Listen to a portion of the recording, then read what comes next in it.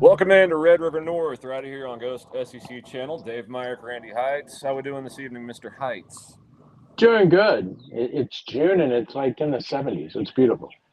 Yeah, here in a couple weeks, you ain't going to be able to tolerate being outside. I got bad news for you, but I'm glad you Oh, get I away will. tonight. I will too.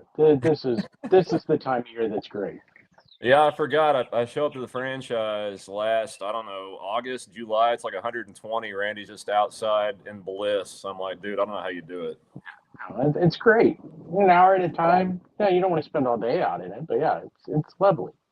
Well, speaking of stuff that's lovely, Omaha, Nebraska is lovely this week. Oklahoma wishes they were there. I caught up with Skip Johnson this morning. So you can tell there's some regret, Randy, with this pitching staff that they did not advance any further. They're disappointed, but all in all, it was a good first year. I think we know they ran into a buzzsaw with that Tar Heel team, a very tough regional. Just couldn't quite get over the hump. They ran out of arms, man. It happens. Well, and to be honest, to me, it wasn't even as much ran out of arms. Yeah, that was part of it. But when you look at it, I mean, it's about what we thought was this team was going to be all year long. Really good pitching staff, really solid, and hit and miss in hitting. They had some games where everyone clicked. They had some games where it didn't click. And unfortunately, Oklahoma's in that cycle right now. And you can go back to 2022. And that team was good all year long. I'm the one that I will defend them saying that team was legit from the jump in 2022. A lot of people think they just got hot in the last month and was like a Cinderella story. No, that team was good. But that was the last time where Oklahoma had pitching and offense that Right. clicked throughout the year. It seems like we've been in this cycle with Oklahoma right now. And it's to no one's fault. It's part of college baseball where the draft raids you and you get veterans on one side and young guys on the other, where one year the offense is really good, but the pitching's all young. Then those guys get drafted, and then the pitching's veterans, and the offense is kind of green and got some new guys. And don't get me wrong, there were veterans on this club this year. But again, you were asking Jason Walk to fill in a full time role, of Spikerman. He did a really good job this year. Was he Spikerman yet? No. Do I think he'll have even a better year next year? 100%. And Kyle Branch, true freshman at second. Dayton Taki, junior college transfer. I mean, we've went over this before, Dave. It was an offensive lineup that had a lot of new Division One guys. Do I think next year's offense has a chance to be not only with what they've got in the portal, but just returning leaps and bounds better than this year? 100%. Unfortunately, you lose the weekend rotation more than likely. Yeah, you do. Yeah, I'm with you there. You lose a week in rotation. You lose your best overall player and hitter, Easton Carmichael. I'm with you. I mean, not only do you look at the offense getting better with these guys coming back, the defense, as Skip also touched on, I asked point blank, what do you attribute? It was a bad year defensively. What do you attribute to that? And he said, a lot of D1 guys playing their first taste of D1 baseball, man. They got to get time in the field. They got to get used to it. Not only that, but their first taste is SEC baseball, where it's a super regional feel week in, week out. I mean, we saw that last year. Oklahoma loses 65% its production at the plate. They return a really good staff. Next year, yeah, it's going to be a pretty good 1 through 9, but the entire weekend staff is gone. That's just where we're at, man. Oklahoma is getting out in front of. They've done a good job so far in the portal, though. I think they got one of those three replaced. Yeah, no, I think you're right. I think they've got one of those three replaced with the kid out of UNLV going in on the weekend rotation. But I think also, to your point and to Skip's point on the defense and a lot of D1 guys, everyone, I mean, I feel bad for the kid. A lot of OU fans, and you get the Johnny come latelys that just watch, Right. the postseason or the last month of the season. And a lot of people were harsh on Dawson Willis. And I think what we all have to remember, to Skip's point, first year Division One. How about this? First year playing third base. He's a shortstop. Yep. And I know shortstop's harder than third, but all of a sudden, not only to your point when you were talking about super regional vibe in SEC competition, You go from, okay, I'm playing Division One for the first time. Okay, I'm playing a new position in the SEC for the first time. He ended up having 13 errors on the year, and I thought he cleaned up a lot of that at the end of the year. Unfortunately, it seemed like his errors just happened to be glowing ones in the sense of wrong game. It's like he'd go several games without one, and it's like the North Carolina game on that Saturday. Just a random, oh, are you kidding me? How do you make that error? Yeah. That's part of life, and I think it'll be interesting to see what kids like him do. When you look at what they've got in the transfer portal, does he stick around? I think he's a hell of an athlete that, hey, he can battle for that third base spot. I don't think OU wants him to leave because of the fact you want competition. The young man coming in from Wichita State, you would think he'd be the third baseman with what he did this year. But you don't want him to just walk in thinking that job's his. It's nice to have that competition. Dawson Willis, you think he'd be better in his second year. Well, I I mean, mean, competition breeds success. what you just said pretty much happened with Dawson Willis last year. He walked into pretty much a guaranteed starting third base job, didn't have to really compete for it. I'm not attributing, what happened to that, but that's always in the back of your mind to press yourself harder when you got somebody better or as good behind you. But Caden Broomball also commits from Nebraska, a second baseman. Of course, a lot of people thought, naturally, I get it. You got a second baseman committing that's pretty good from Nebraska. What's going on with Kyle Branch? People started putting two and two together. Maybe he joins his brother in Athens. I don't know if that's going to be the His case. brother's gone in Athens, though. His brother's a senior. Oh, he was a senior this year. Yeah. I mean, Wow. that was his third year at Georgia, and he played 1 year at Baylor. Well, that's staggering. I got like 50 DMs. Does that mean Branch is gone? I'm like, I don't know. Yeah. Well, put it this way: even if he's not a senior, he's at least a junior. Because I know this is for sure his second year at Georgia, which would make Yeah. him a junior. He's drafted. He's gone. I mean, all those theories are out, and that family's an OU family. I don't think Kyle Branch is going anywhere because if you look at it, Brumbaugh is also listed as a second baseman outfielder. He's a utility guy. I'm not sure he makes it to Oklahoma as well. If you remember about 3 years ago, I guess it was 21, or it may have been 21, or it may have been 22. OU did the same thing in the portal. Now these other guys aren't all draft eligible, just Brumbaugh really. They had Phil Nevin's son, who was a Baylor kid. In fact, he played with Branch. They had him committed. They had another kid committed. They were all draft eligible guys. And guess what ended up happening when the draft rolled around? They got drafted and they never showed up on Oklahoma.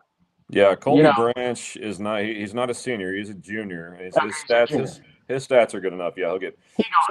Somebody else asked. You think they'll sign? Look, if they can sign, they're going to sign. That's where we're at in college baseball. Well, it's not just that. For everyone that doesn't understand that, I think you and I have had this discussion.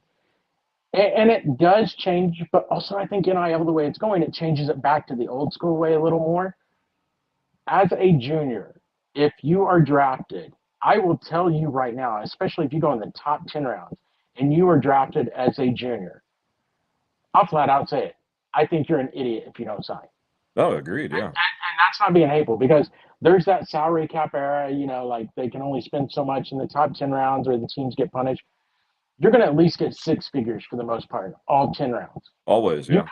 You come back as a senior, even if you're drafted in those top 10 rounds, you're going to get $50,000 if you're lucky because you have zero negotiating power with the major league team. Sure.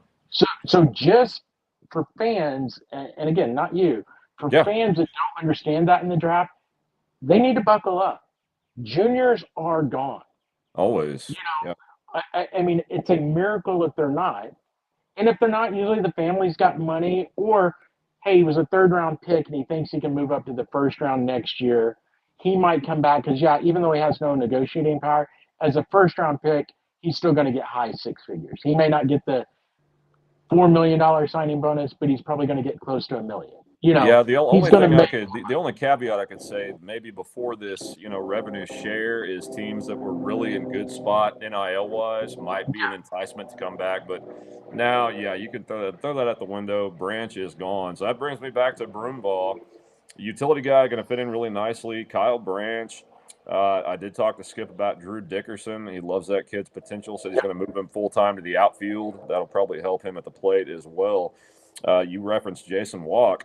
all of a sudden you start looking at this core coming back next year, and there are reasons to legit be excited about with plugging a few different guys around. I love Broomball's game. The pitcher from UNLV is a legit starter. You and I talked up in the office the other day. Nolan Stevens is a guy I'm most excited about coming from Mississippi State. He showed power as a true freshman, hit for average. He's a five-tool guy. He's a really big get for this Oklahoma lineup.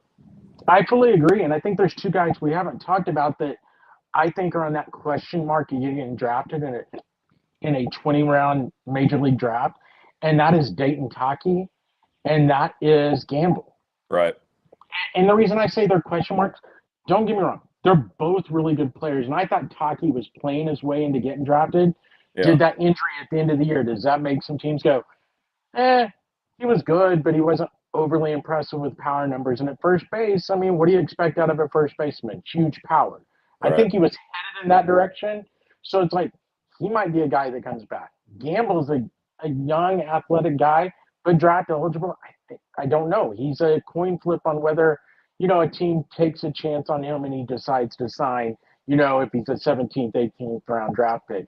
And so you're right. When you look at this team overall, it's got a lot of depth offensively, and the cupboard's not bare pitching. It's just they're going to be looking at a couple of young guys, that pitch this year. Jaden Barfield, I think he moves in. Like, if you're Skip, you probably hope to get a couple more arms to at least compete with Barfield for that weekend spot, but I don't think you're in bad shape if he's on a weekend rotation for you, especially if it's the Sunday role, Saturday role. Those are good things. And OU's not done in the portal either. I mean, 64 Analytics is a great site to follow for portal rankings in the recruiting class. OU's number 8 in the country right now. If that doesn't show you the difference in last year to this year, it shows you Oklahoma's got a commitment to this portal. And I really think the changes that are coming right now have helped OU a lot as well. Yeah, I know that you and I have talked to their staff off and on the last, year and a half that this stuff was being floated coming down the pipe. When you limit scholarships, that's good and bad. It means that if you go after somebody, you really can't afford to miss anymore, and that's where it's bad. It's good in the fact that you have a bunch of guys maybe on the roster taking up roster spots that you're having to pay because we're in the era of NIL. That's not the case anymore. So the guys you have, you're going to be able to pay what they earn, except, you can't really take a flyer in development anymore. I'm not going to say it. I'll let Skip tell you. But the first segment I wanted to play on this, I did ask him his thoughts on the entire season and kind of how he gauged success. 2025 baseball season. Well, I thought, we had a chance with the pitching that we had to go to Omaha. And we just got to keep shoring up our defense, keep shoring up our offense to make up. I mean, we're going to lose again. We've lost four out of the last 5 years. We lost all 3 starters. Right. And I'm sure we'll do that. It'll happen again this year. I would think both Witherspoons probably go in the first round. I would think maybe Malachi might be sandwiched, maybe second. I don't know. But I think Cade probably, I would say second through the 5th round. I don't know exactly. And I don't know what that, I haven't sit down and talked to them about their exit meetings. They want to go out and play. But, and we're going to lose our catcher. We've got 2 catchers committed, signed, come in that we think is going to help that deal. And you look at, some of the other things that we have to shore up. And we're just in the portal trying to do that. And with the class we have got going. But I think that's the biggest thing is you look back at our season, and I think we could have went to Omaha. If we'd have got by that 3rd game, if we'd have played defense in that, that last North Carolina, I think if we win that game, I think we set ourselves up good for a best 2 out of 3 in a super regional. We kind of got hot with the bats a little bit here late, and but we had that, where we'd make an error and we'd get behind and just didn't come to pass. But I think the biggest thing for us is to continue to move forward, trying to get guys up to shore this thing up and maybe get us make a run to Omaha again next year. I mean, with what has happened, losing 65% of our offense last year and 55% of our pitching, and I thought we did a great job. I mean, I really do. I think we did a great job this year. I know we got beat in the championship game the last day, the last 2 years, but getting there is a lot of people don't get there, and we got there, and that's a good thing. Oh, Randy, that's a good point. You know, a lot of people talk about the offense that was lost last year, me included. People don't think about the pitching that was lost. Braden Davis was a hell of a pitcher they had to replace as well. So he's right. I mean, it was a good year with what they lost.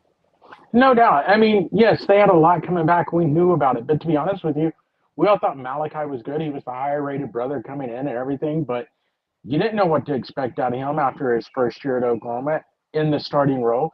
He was great. Craig Crosslands, I thought, was exceptional. And so now it's just, it is sad because it goes this way in baseball a lot. You know, it's going to be replacing probably, I haven't done the math yet. We'll figure it out when it rolls around the next year after guys sign and don't sign. Probably about 55%, 60%, if not more, of the innings pitched from this season. You know, they're going to have to do that. But the one thing you like about is you look at this team and what they've replaced and how they've done that year in and year out. This coaching staff is good at that. I will honestly say they're just like a lot of them. They're one of the better ones at going, you know what? We lost a lot. But you know what? We're going to put a regional team out there with a shot to go to Omaha. And he's right. And I know Skip said in the interview and during the game at North Carolina, you know, that Kyson pitched. Guys, that error was big, and it was. He should have been off the field. I'm not going to disagree with that. But to sit there and act like the fact that he gave up 6 straight singles after that, you know, I mean, part of that's on the pitcher too. It was just not his night. I think it's easy to always focus on defense and everything because, yeah, tell me you gave up 2 runs. Oklahoma's still in that game. But you give up 6 singles and it's 6 runs. Yeah. It just got away from him. And that did happen too often. I think it's going to be interesting to see. I've had questions. I don't think anything happens to the coaching staff, but how do they address those defensive issues, Dave? Because it's really kind of been an issue a couple of years in a row now. It's not a one-off, really. That's, yeah, you know, when we were talking about the defensive youth, that's the point I was going to make. It's like you can say that this year, sure, and that's an excuse to make. What about the previous years when youth wasn't a factor? The defense has it's not been good multiple years with its coaching staff. It's really the one knock, you know, top to bottom that you look at. Hitting has been a little inconsistent, but with, you know, as many guys come and go, that's going to be the case. But defense, I don't know. That they might need to look at doing something different coaching-wise, technique-wise, because it doesn't seem to be getting a whole lot better year in, year out. And it had a big emphasis on knocking them out of the tournament. Randy, if they'd won, they were set up very well with Oregon losing across the bracket to maybe host a super regional in Norman. Big opportunity. Super regional, in my opinion, no doubt would have been in Norman. I mean, you look at what that matchup was, North Carolina, Arizona, and Arizona draws well. But the one thing I've learned from Oklahoma when it comes to college baseball in regional bids, they're not going to be outdone by anyone.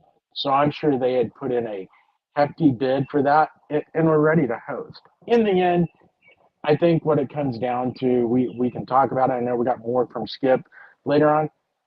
I think we're seeing a commitment from the university a little bit. We've heard good things about, you know, they've got a little more to work with in NIL and everything this year. Positive sign. But I preached about it. I preached about it on the franchise with the last interview I did with Matt Burton and Tyler Neal.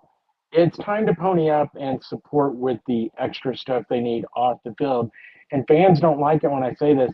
I don't give 2 rats' asses about the fans and what they get in the stadium. Yes, it needs to be done. But to help this team, all the extracurricular stuff, new locker rooms, pitching lab, all that stuff that they need for off the field for the team, that needs to be done phase 1. And that's what they need to be working on. In my opinion, right now, and we'd heard talk that was supposed to happen at the end of the year, nothing's happened. They need to get to work on it. Yeah, that's what's kind of disappointing, Randy. I mean, you got a College World Series appearance, you got a regional out in Charlottesville. I mean, followed up by hosting a regional, followed up by making it to the championship game of a regional. At what point does this administration actually put shovels in the ground and get this thing rocking and rolling? I'm with you. I don't care about the fan experience in Norman. It's important to an extent, but as much as people bitch about it, they've set attendance records the last 2 years, so obviously it's not that bad. Put it where it counts, where kids are going to notice when they're on campus on visits, and giving kids, you know, better NIL deals. Of course, it's now going to be more regulated, but If now's not the time, when is it going to be? Is my question. I'll go one step further. They don't have near the facilities that everyone else does. But Duke, even though they lost their coach Pollard, they'd invest in some of the off-field things. And if you saw the Super Regional, their stadium's not great. Right. But how they were able to get to that level, they didn't worry about spending $40 million on a new stadium. They got some of that stuff behind the scenes that helps the coaching staff. And that's where I do think things need to be done to Mitchell Park. Don't get me wrong, for the fans and everything else. Yeah. But that's phase two. That's Right. phase two. It's about getting this team and this program to a level And that then, attracts talent.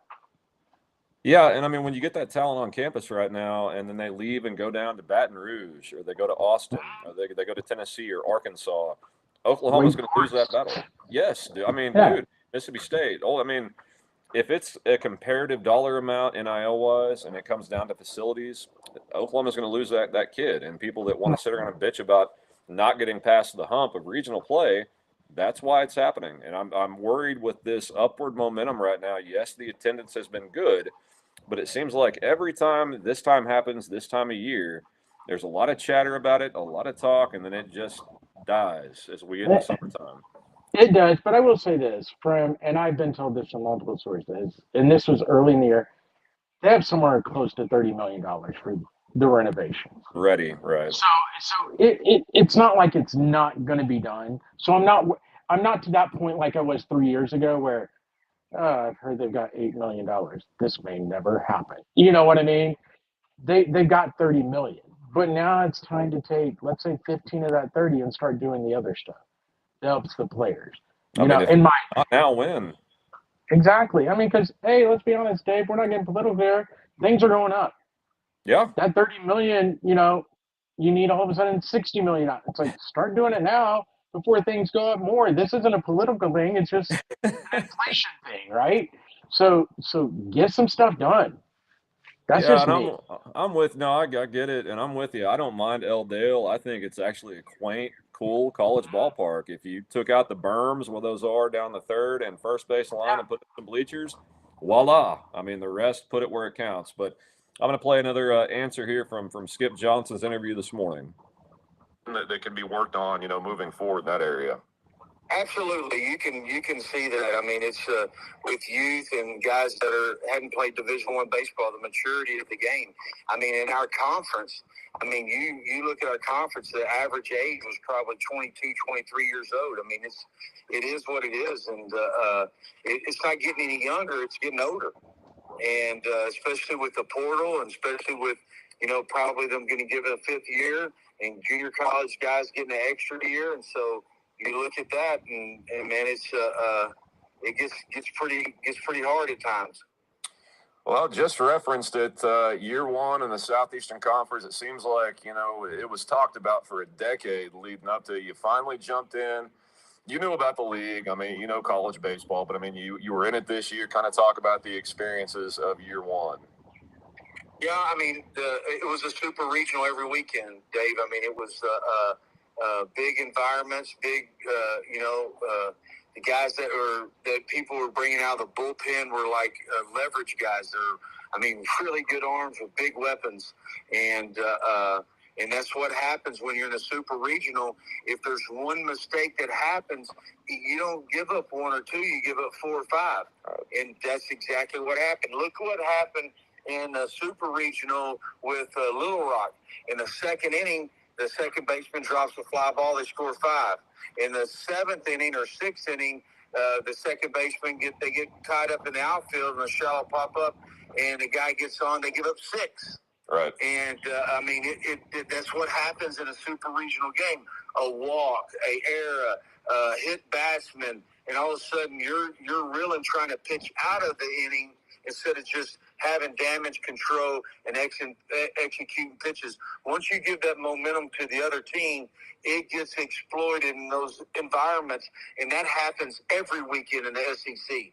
Every weekend is like a super regional game, and that's really good because our kids understand and learn how to play going into that postseason. poignant remarks from head coach Skip Johnson, Randy. We talked about youth and experience a lot this year for OU baseball. I thought they handled it well, man. I mean, again, you can point to it for errors and defensive lapses. That's been present at Oklahoma for a couple of years, maybe not consecutive, but it's been there with this staff. So, I mean, I thought overall, both at the plate, on the mound, in the field, they handled this at the atmospheres they saw in the SEC fairly well. I mean, barring a late season collapse, really, the sweep at Kentucky, you lose 2 or 3 against Texas. This team was right there in the host conversation. So that's playing pretty good baseball. I was going to say, and you mentioned it, and to be honest, even though they got swept by LSU as well, I felt like Kentucky was the only series that was the head scratcher going. Agreed. That team just looked like they didn't show up. LSU, we can go back to that. They had shots to win that series, And granted, they had some series that they won. They had shots to lose and get swept. But that's part of the SEC. So, yeah, I think that's why I'm like, I think everyone needs to breathe. It was year one in the SEC. This program's in really good shape to go high places in the SEC. Again, think about what they came in, what they did. Yeah, they're like 2 bad innings away from finishing the regular season at 500. Right. Which, if you'd have told anyone coming into the year they're going to go 500 in SEC play, sign them up. Yep. Because that would have given you a home regional. That's how close they were, Dave. I mean, and we saw how they bounced back. And I know Vanderbilt didn't end up doing much. They got beat in their own regional. They were the #1 national seed. Yep. Oklahoma beat them twice. They went 2-2 against that team. They're really a good team and a good program. And that's why I think Oklahoma fans that look at it and go, oh, they're losing Kyson. Is this team just going to fall off the face of the earth? No. You look at the staff and how they know how to recruit.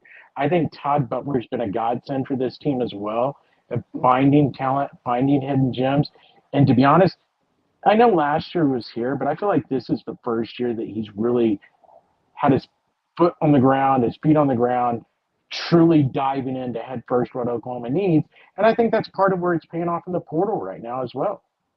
Yeah, I mean, you just said, the staff's been really good at kind of reloading guys that they lost. Right now, I mean, the season just ended. I'm more impressed with where they are at this point than I was, pretty much the entire offseason last year. That's the kind of start they're off to right now. Yeah, 1,000%. Yeah, those out there panicking, they're bringing in some big guns to go with a pretty good core. So, yeah, everybody take a breath. They're going to be good again. Let me play one more question from Skip. Well, I don't remember what was said, to be honest. Just real fast before you play. And the other thing I do think that's going to be interesting when we talk about juniors being drafted, he's not wrong. Junior college, I think, is going to be a new level. If that 5th-year thing truly goes through for JUCOs, is going to be a new level of recruiting. Because used to, you got those junior college guys on campus, and you got them for 1 year. Right. Because they lose leverage. If they truly get that 5th year, yeah, it's going to make junior colleges a different level of recruiting because you can actually go recruit those guys and go, even if they're good, we might have them for 2 years because they're going to have that year to come back and have leverage. So anyway, that's just something else to keep in mind. Yeah, there's a catcher, JUCO catcher right now that might have a impact with. Yeah, exactly. Yeah, sure. A lot of OU fans wouldn't mind him making the trip. Sure. Yeah, I don't remember where it was early this morning. So yeah, bear with me here. Let's see what was asked. Yeah, Coach. I mean, we just talked about 2025 things that, you lose your entire staff after losing pretty much your entire offensive production last year, just kind of reverse going into this season. How hard is it nowadays with the portal and graduation and guys going to the draft to field a consistently good team? It's extremely hard, man. It's really hard.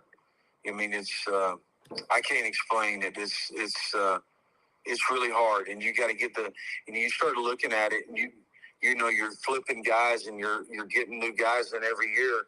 It's much about the culture of your team. You got to have the nucleus of culture still left. So we've got Jackson and we've got Walk that's still left, and Gamble, if he doesn't sign, we have those guys still left, and Taki, we have those guys still left to come with our nucleus. And Crooks is probably going to sign. Hitt's going to sign. Hensley could possibly sign. And we have those freshmen that I thought we did a really good job with our freshman pitchers this year. with Barfield, with Catalano, giving them a taste of what it was about, and now they go out and play summer ball, see how their growth continues to happen, see their leadership coming in the fall. So, mixing some guys in there, trying to find some starting guys, even though Catalano and Barfield, those guys might be able to start, they're also trying to figure out who's gonna come back and be in our starting rotations is really a difficult thing, man. And so we're trying to find experienced starters out of the portal, and it's a tough deal, man, because not only us but everybody else in the country, and they go look at their facilities compared to our facilities, and we've got a lot of momentum going. And one thing that we have is just look at what's happened from our pitching staff 4 out of the last 5 years.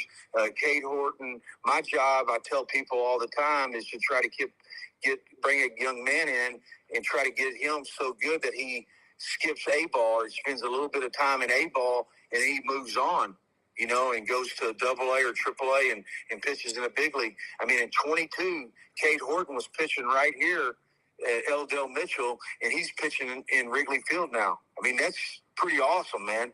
And that's a testimony. It's a testimony of our school, our resources, our program, everything. Yeah. Oh, Randy, he's not wrong, man. I mean, the guy has a lineage of pitchers that you can stack up against anybody in college baseball. I don't think that's ever going to be Oklahoma's problem. The offense, you and I talked about a lot this year, seemed to be kind of a mixed bag of the chaos. Do they want to try to hit the long ball? They go away from chaos at times. I think really that is more the emphasis I'm looking at as we start heading to 26. I think pitching is going to be fine with Skip Johnson. How does this offense do? Yeah, and I fully agree, and I expect the offense to be a lot better next year. And part of the reason I say that, and I don't know if Skip would say this, and part of it's due to Skip, but part of it I think is college baseball in general. I sometimes feel like the adjustment, especially junior college guys to the D1 level, Sure. It's easier for pitchers to make that adjustment because when it gets down to it, they pitch their game. They got 4 or 5 pitches. They throw those. It doesn't matter if it's at the JUCO level, at the D1 level. They throw those pitches. But I think hitters sometimes take a little more time to adjust to that because they're not used to seeing quality arms, especially like in the SEC. Right. Not only every weekend starter plus the first 4 guys out of a pen. They normally maybe at the JUCO, hey, here's a quality starter, and then the next guy, he might go NAI level, the next year. And so the really good hitters are able to rake against them. So I expect the offense with a lot of these guys in their second year in Division I to really be pretty impressive next year. And that's why I feel like this team has a shot to be pretty solid again next year, be a regional team, depending on what they get. And I think some things, and he didn't mention it, I think what Dylan Tate did in that last game was both good and bad. Because I think you and I both heard that he might be a closer, right? Yeah. Coming into the year. What he showed me in that last game against North Carolina, he could start. That is weekend starter material. Yeah. If you can get him back, which, some team may fall in love with him, but he's kind of that one kid I would look at and go, you might be smart to come back another year. Because he could move into that top 4 or 5 rounds. And, you don't have much leverage left, but you might get in a 6-figure deal. Whereas right now, coming off an arm injury, you threw a total of 5 innings this entire year, they may give you $50,000 this year. Scouts might want to see more. It's funny. I asked. I won't play the rest of it. I mean, that's pretty much the meat of the interview. But I did ask Skip about Brandon Kane. I said I saw a video where the dude's pumping up 98, 99, and he said, yeah, we had pitched him a little bit, bullpen stuff, but here, late season, he just looked like a completely different guy. He expects him to get signed due to that arm talent. I did not ask about Dylan Tate, but it certainly sounds like he expects, Dayton Taki and Trey Gamble at least have a shot to come back like you were talking about earlier. So that would be the one to go. It's interesting that, the one thing I kind of wonder with, and this without knowing, I'm kind of shocked that Kane would get drafted. I wonder if he just knows there's a scout out there that falls in love with him. We've talked about this. Right. And, hey, you're a junior. You can be signed as a free agent, and they go give him $80,000, $90,000. And then if you're Brandon Kane, you're probably not getting that by coming back to Oklahoma. Sure. Or you're not getting any more than that. So I wonder if that's right, because that one shocked me, because I really thought Kane might be back. You know, They're when just, yeah, you're right. There might be a scout that loves whatever, the movement on his fastball, fell in love with it, and wants the guy. I don't know. I mean, when you've got somebody that really hadn't pitched that much, running that up there at 98, 99, it's enticing. I get why somebody would want to take a flyer for maybe 90 grand and see what happens. So I don't know. That'd be a big boon if he came back. I'd love to see what he looked like with Skip Johnson for another year, but I do too. But I'll say this: if you had to flip a coin, and it's nothing against the young man, I would love to have him back. But if you can tell me you get Tate or Kane back, and you can only get one, hey. I think I want Dylan Tate. And that's nothing against Kane. I just Oh, of think course not, the yeah. upside for Dylan Tate is monstrous for them next year. That gives you a Friday and a Saturday guy alone with what they got coming in with the kid from UNLV. And if Tate came back, that's 2 of your 3 weekend spots, in my opinion. That would, yeah. I mean, Dylan Tate, the stuff he showed against North Carolina, we'd heard it all season. Bad luck had him out. I mean, the entire regular season. When he got in the game, though, that's a potent North Carolina, lineup that he shut down for 4 innings. I think they got run. How about this? Sorry, Dave. Yeah. I think the other thing with Tate, though, we all know that, right? He's draft eligible, and that could be enticing for a scout to see that. Skip could have been a jackass head coach, even though he's ready to go, and not throwing that kid trying to save him for next year. But I think what Skip did with him is enticing to other young men to come to Oklahoma. They see a coach, and Skip's talked about it, wanting to develop guys. Yeah, he wants to win games, but be able to develop guys. That is a recruiting tool for Skip to go, hey, look at this. I had this young man here. If Dylan Tate ends up signing and get drafted, I could have not thrown him, and he wouldn't have got drafted. He'd have come back the next year and we'd have had him. But you know what I did? I said, what's best for this kid is for him to go out there and throw. He's shown he's gotten healthy. I think that's a recruiting tool OPU can use when they're trying to get some of these portal guys and junior college guys. No, I'd rather have Tate back. I would too, but you get what I'm saying? He allowed him to showcase what he has, and a lot of coaches could have said, "No, I'm not going to show it because I don't want them to see you. So I want you back next year." Yeah. Yeah, and all of a sudden, that if you're a kid, you're going, you know what? I appreciate that from a coach. Yeah, he wants to win, but he's also about me as well.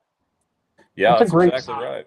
It's going to be interesting to watch, man. Like you said, I think they're just getting started in the portal, already off to a great start. We're kind of up against it. We started a little bit late last night. I know the Oklahoma City Thunder have tipped. I also wanted to touch briefly. College football season is in the air. We got a couple of sunburns, a couple of trips to the lake, and it's here. The running back spot at Oklahoma, to me, to go along with the defensive line, I think is the strongest rooms on campus. Jaden Ott, that came from Cal, 116 carries. He was injured in 24, oft injured his best year, 2023, 245 carries, 1,300 yards, 12 touchdowns, a long of 66, a long of 73 and 22, a long of 59 and 24. This guy's a home run threat anytime he touches the ball. That's a good backfield with Taylor Tatum and Xavier Robinson. No doubt, and don't forget Barnes. I mean, he's a guy that I think is going to get some touches as well, be at a power back.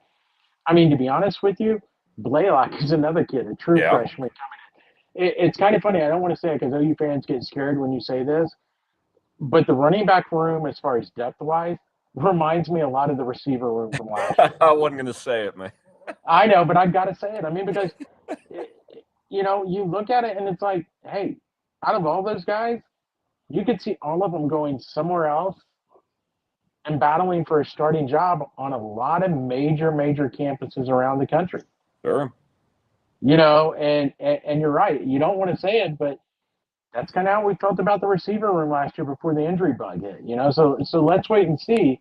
But yeah, I love what they have, and I like the fact that you don't just have to have one guy go out there and be the 28, 32 carry a game guy. You can spread it out a little, and with Arbuckle's offense, I think that makes them a little more lethal as well.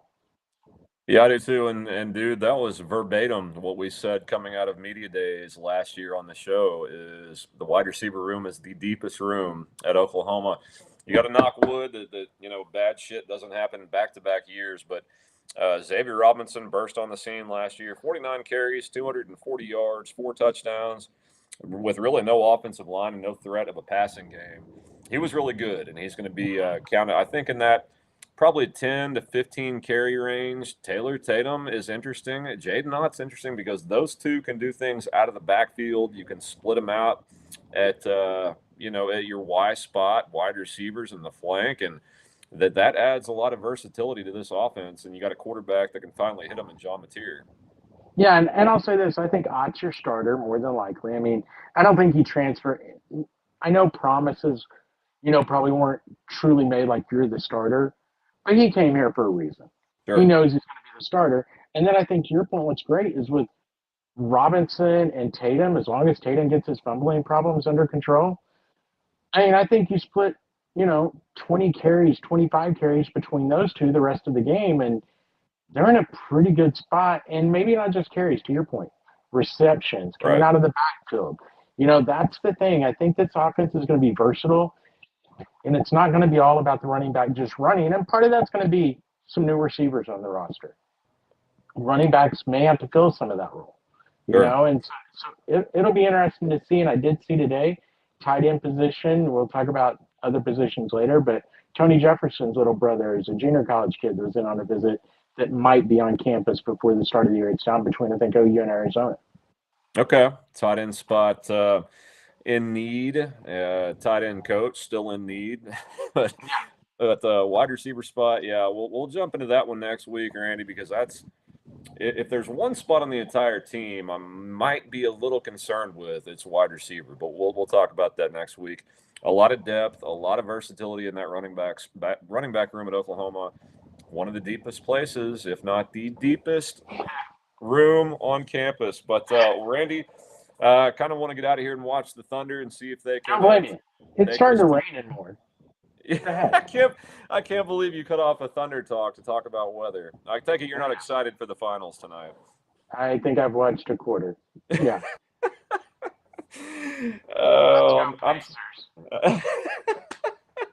I'm surprised you're not wearing a Supersonic shirt tonight, to be honest. But I can only take them back. Your lips to God's ears. All right, bro. Anything that you want to wrap up with tonight? No, I think it's good. I think, we've talked baseball. Everyone enjoy the College World Series. No doubt. It's one of the best events of the year. That's going on this weekend. We'll touch a little on it, I'm sure, next week. But I think we dive headfirst into football starting next week because, Dave, it's either 74, 73, something like that days to open the kickoff. We didn't even talk about game times. And we can do that. How about the last thing? The good news? Only 2 home 11 a.m. games this year. You love those 11 a.m. kickoffs, man. Yeah. Are you glad to get rid of those? Let's get those out of here. Let's go. 6 a.m. pregame. That's too early. All right, Randy. We'll go relax, watch the Thunder game, and I'll text you about it later. All right. See you, bud. For Randy Heights, I'm Dave Myrick. This has been Red River North through Cord's SEC channel. We'll catch up with you guys next week. As Randy said, we're going to do position group breakdowns, keep up with all of us on the franchise, social media, whatever. As football season is here, we got media days coming up in Atlanta in July. Blink of an eye, we're going to have football time in Oklahoma. For Randy Heights, Cord back in the studio. I'm Dave Myrick. Talk to you guys next week.